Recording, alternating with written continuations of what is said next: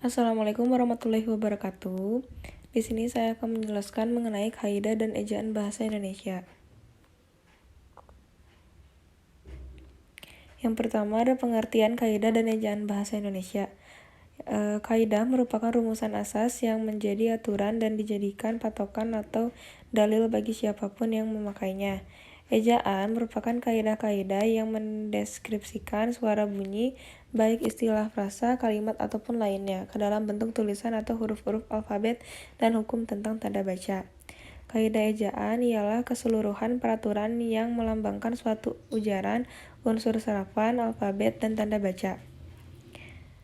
Lalu yang kedua ada sejarah ejaan. Yang pertama yaitu ejaan Van op Huijsen yang 1901 sampai 1947. Yang kedua ada ejaan Republik atau ejaan Sewandi yaitu pada tahun 1947 sampai 1956.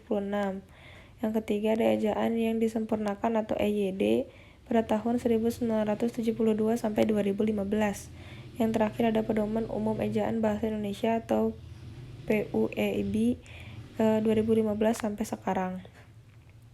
Selanjutnya ada peraturan-peraturan tentang penggunaan bahasa Indonesia. Yang pertama, penggunaan bahasa Indonesia wajib memenuhi kriteria bahasa Indonesia yang baik dan benar. Yang kedua, bahasa Indonesia yang baik merupakan bahasa Indonesia yang digunakan dengan konteks berbahasa serta selaras dengan nilai sosial rakyat. Yang ketiga, bahasa Indonesia yang benar ialah bahasa Indonesia yang sesuai menggunakan kaidah bahasa Indonesia. Lalu selanjutnya, kaidah bahasa Indonesia mencakup kaidah tata bahasa, ejaan, serta pembentukan istilah. Dan juga ketentuan tentang kaidah bahasa Indonesia diatur menggunakan peraturan menteri. Selanjutnya ada penerapan kaidah dan ejaan bahasa Indonesia. Yang pertama ada huruf abjad.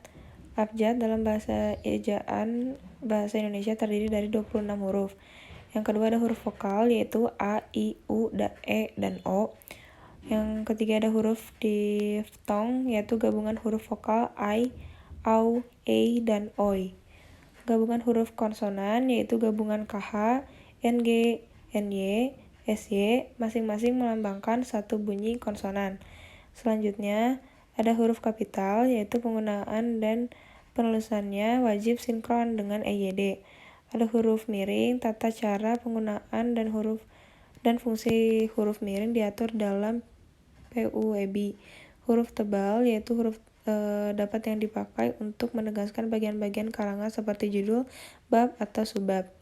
Yang terakhir ada huruf konsonan terdiri dari 12 huruf yaitu B, C, D, F, G, H, J, K, L, M, N, P, Q, R, S, T, V, W, X, Y, Z tanpa huruf vokal. Lalu ada penerapan kaidah dan ejaan bahasa Indonesia. Menurut penulisan kata, ada kata dasar, kata berimbuhan, bentuk ulang, gabungan kata, pemenggalan kata, kata depan, partikel, singkatan dan akronim, angka dan bilangan, kata ganti, dan juga kata sandang, si, dan sang.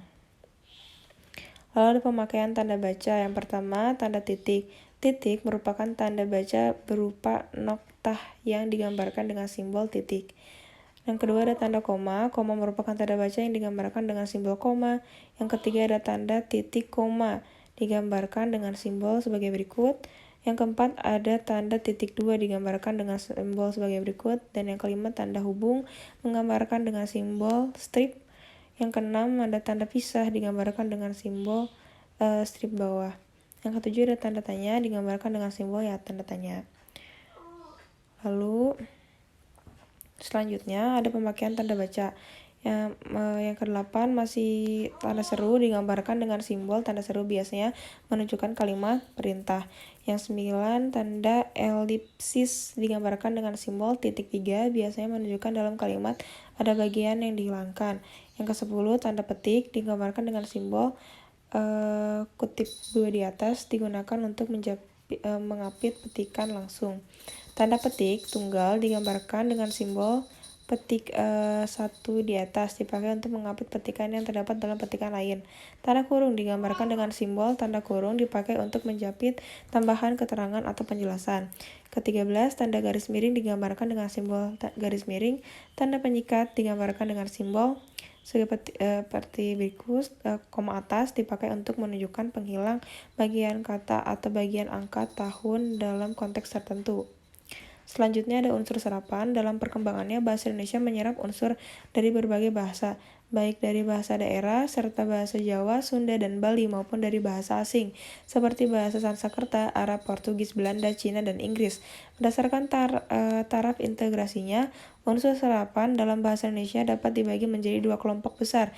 Yang pertama, unsur asing yang belum sepenuhnya terserap ke dalam bahasa Indonesia, seperti force majeure, de facto, de jure, dan exploitation, de el home, par home. Unsur-unsur itu dipakai dalam konteks bahasa Indonesia, tetapi cara pengucapan dan penulisannya masih mengikuti cara asing.